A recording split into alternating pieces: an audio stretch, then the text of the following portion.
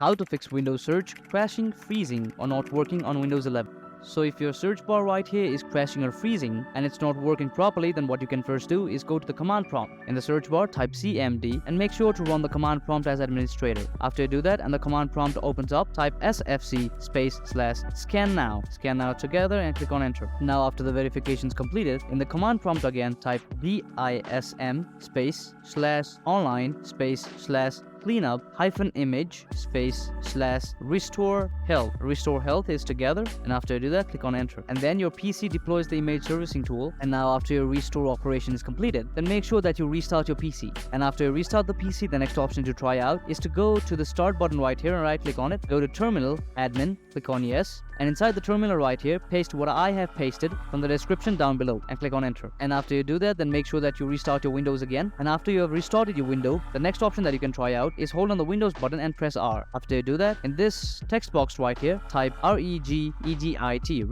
and click on enter. And after I've done this, among the 5 options right here, make sure that you go to current user section, click on it, go to software, and inside the software section right here, go to Microsoft. And now go to Windows, search for Windows, and go to the Windows section right here.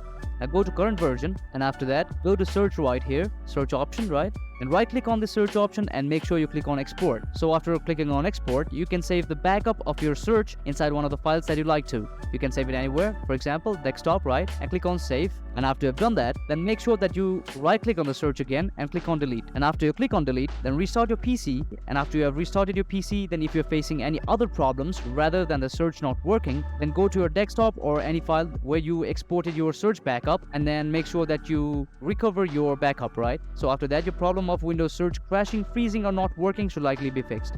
So that's it for today. Hopefully you found this video helpful. Thank you very much.